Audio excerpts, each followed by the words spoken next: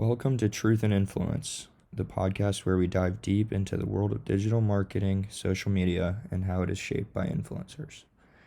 I'm Will Cobb, your host, and today we're talking about a topic that's been gaining some traction: micro-influencers and their place with truth in advertising. We all know big-name influencers are held to FTC disclosure guidelines, but what about smaller influencers? Do they feel the same pressure to be transparent, or are they able to get away without disclosures? Before we get started, if you did not catch our episode with Dr. Lima last week on social media effects on the brain, make sure to give it a listen on Spotify. Now let's find out the truth behind this micro-influencer dilemma. Imagine you're scrolling through Instagram and you see a post from your favorite micro-influencer.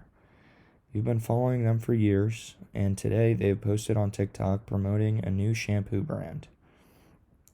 In the video, they are talking about how it brightens hair color and makes each strand smoother than silk. They swear by it, and you're intrigued.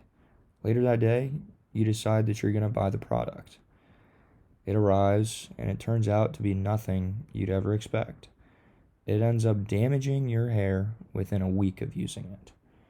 Whose fault is it? Is it yours? Is it the influencers? What if the shampoo company paid them to tell you those things in the video so that you would buy it, and they didn't disclose this or tell you that they got paid to say it? Would you feel misled? Cheated? That's what we're discussing today. The blurry ethical lines surrounding micro-influencers and their responsibility in truthfully disclosing brand partnerships.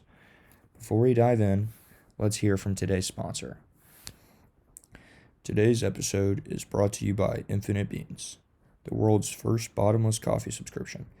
Never run out of coffee again. With their patented coffee delivery technology, a fresh cup is always within reach.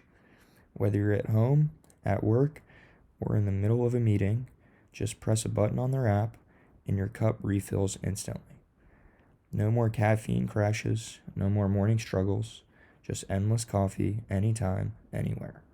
Infinite Beans, because life's too short for an empty mug. Activate your subscription today and receive your first month free when using our special code TRUTH1FREE. Again, that is TRUTH, the number 1, free, in all caps. Thanks again to Infinite Beans, our sponsor for today's episode. Now back to the topic of micro-influencer ethics. So let's break it down. Influencer marketing has changed the game in advertising. Instead of traditional commercials, brands now leverage social media personalities to push products directly to their engaged audiences. Influencers can earn a commission, free products, and more when promoting brands as products on their page. With regards to how this stacks up with the law, the FTC, or the Federal Trade Commission, has clear guidelines. If you're being paid or receiving free products, you must disclose it. This means there either must be text within the video saying you were paid to promote the product, or verbally disclose that you were paid to do so. But how strictly are these rules enforced when it comes to micro-influencers, those with smaller but highly engaged followings, typically between 10,000 to 100,000 followers? Does the FTC really police these influencers with a smaller reach? Or do they only care about the mega influencers?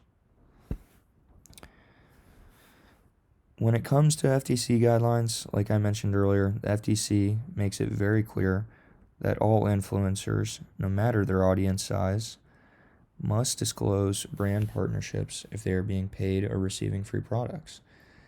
However, the FTC also acknowledges that enforcement tends to focus more on larger influencers. This means micro-influencers often fly under the radar when it comes to regulation. While bigger influencers have a larger audience, meaning more people are at risk for deception, does that mean that these micro-influencers are free to deceive people without punishment? This leads us to an interesting point.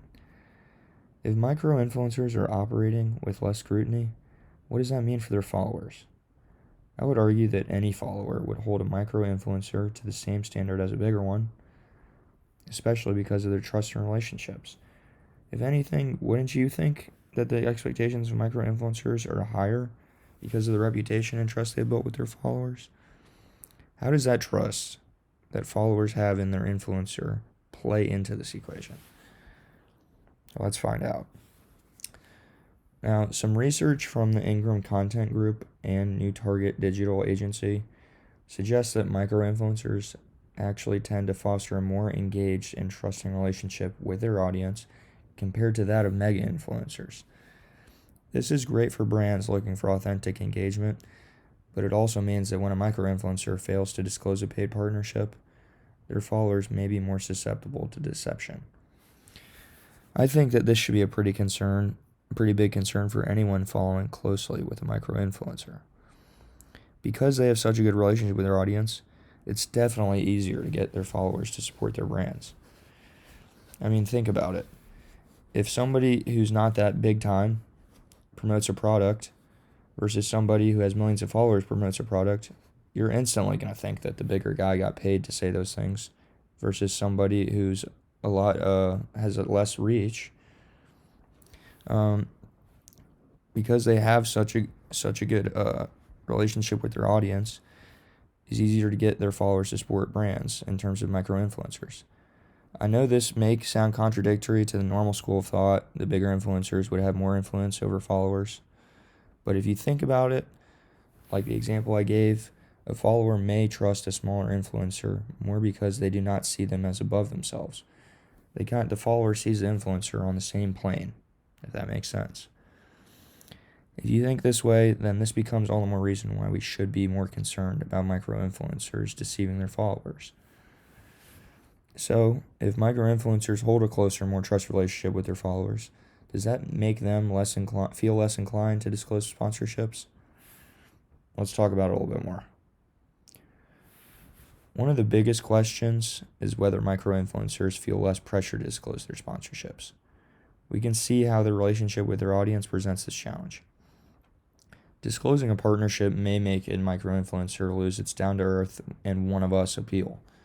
An article by ARXIV I read says that there may be even more of an incentive to post without disclosing because of the personal endorsement appeal it makes.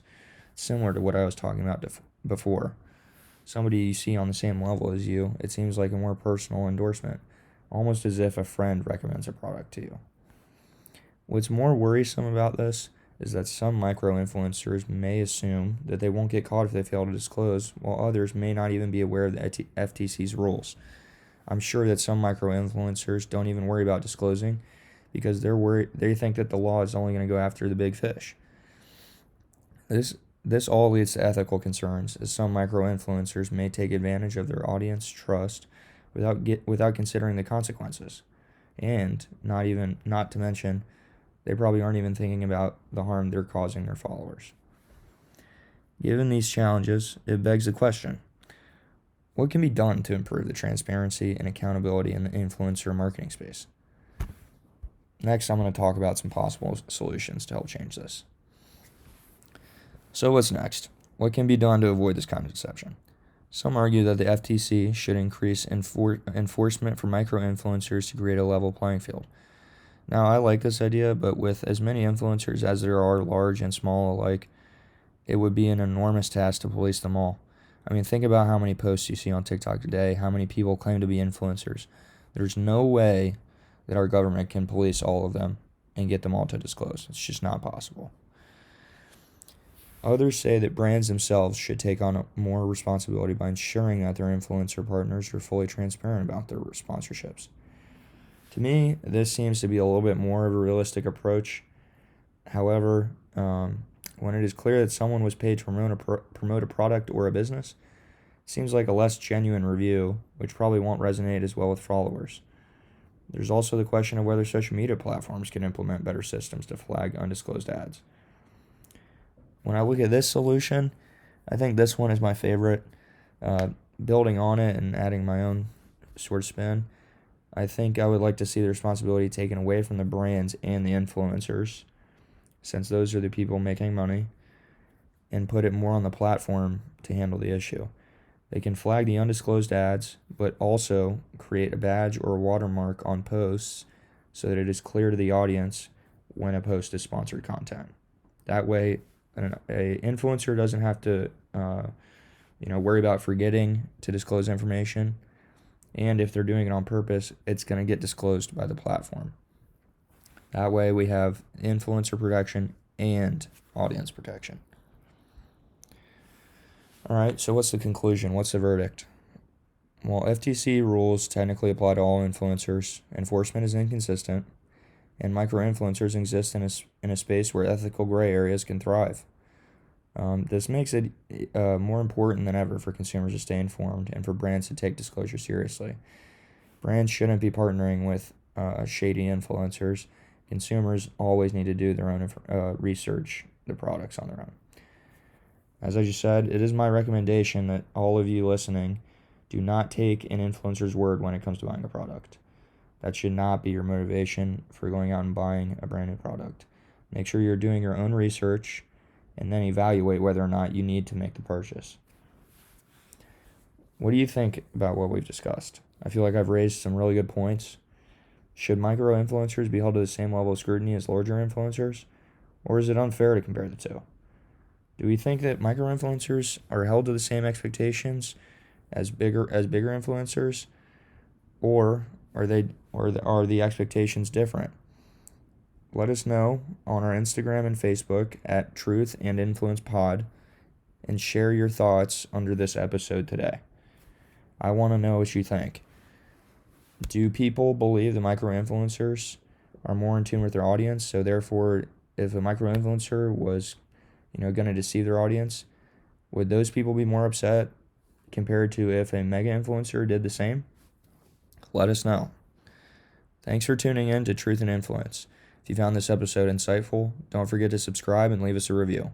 Until next time, stay skeptical and stay informed.